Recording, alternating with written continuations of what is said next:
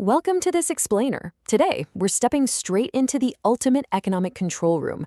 We're going to look at exactly how policymakers tune total spending to perfectly match full employment output.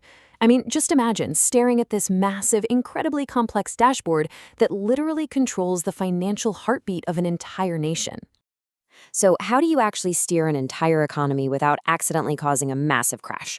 Well, when the economic machine starts running a little too hot or way too cold, central banks and governments have to step in and pull the right invisible levers to stabilize the whole thing.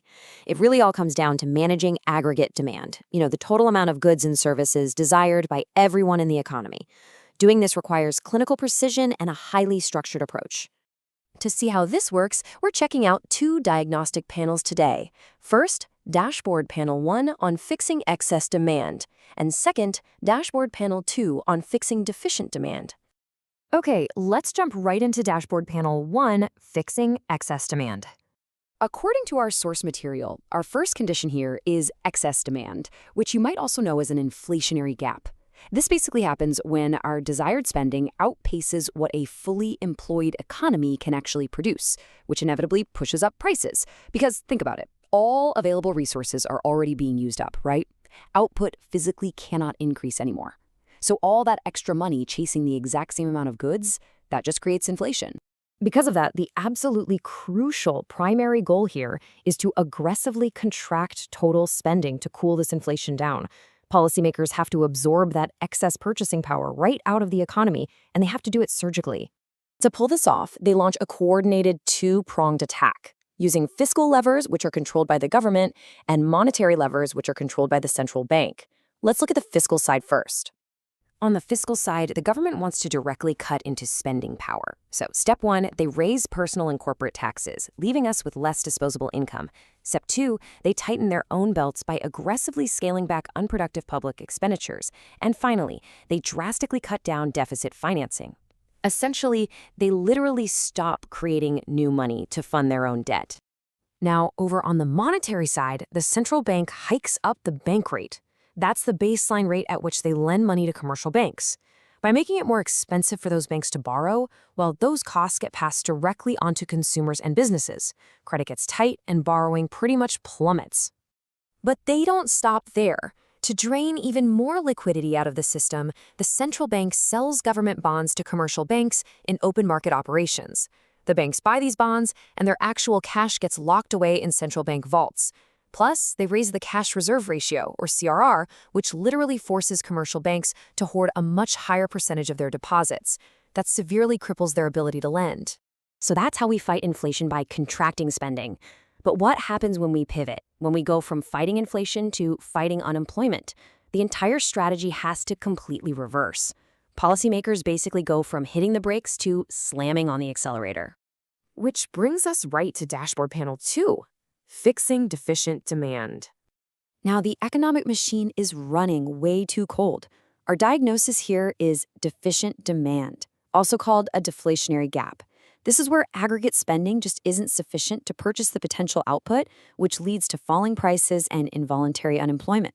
It's a highly clinical condition where inventories just pile up because nobody is buying anything. And to cut down those inventories, firms cut production, and sadly, workers get laid off. Because there's this huge excess supply of goods and people are losing their jobs, the primary goal immediately flips. Now we must expand total spending. Policymakers need to inject life, liquidity, and confidence back into the market, and they need to do it fast. To aggressively pump up a market demand, they deploy what's essentially a perfect mirror image of their previous strategy. Once again, it's a synchronized push using both fiscal and monetary policies. Pulling those fiscal levers, the government slashes personal and commodity taxes to instantly boost household cash. Then they launch massive public infrastructure works, we're talking roads, bridges, railways, to directly create jobs and build demand. And to fund all this, they actually increase deficit financing, pumping brand new purchasing power straight into the hands of the public. To make borrowing attractive again, the central bank turns to its monetary levers and lowers the bank rate. This expansionary move lets commercial banks borrow on the cheap, allowing them to turn around and offer incredibly low-interest loans to the public. That quickly stimulates massive new investment in consumption. They also run expansionary open market operations by buying back bonds, literally handing cash reserves straight back to those commercial banks. And on top of that, by lowering the cash reserve ratio, banks aren't forced to keep as much money locked up in the vault. The result? Maximum credit capacity just floods right back into the economy. Governments can also use physical policy measures to help out, like offering export subsidies and tax incentives to stimulate foreign demand. I mean, if domestic consumers aren't buying enough, making goods cheaper and more attractive for the rest of the world is a great way to bring fresh, vital revenue into struggling industries. Now, there is an incredibly vital insight from our source material here.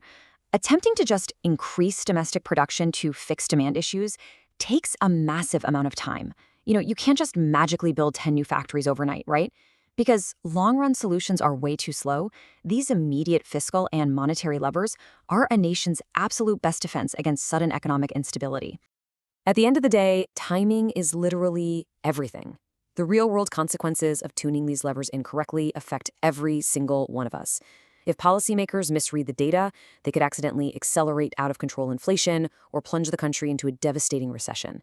So the next time you see interest rates change or your taxes adjusted, you really have to ask yourself, are they pulling the exact right lever, or are we just one bad calculation away from an economic crash?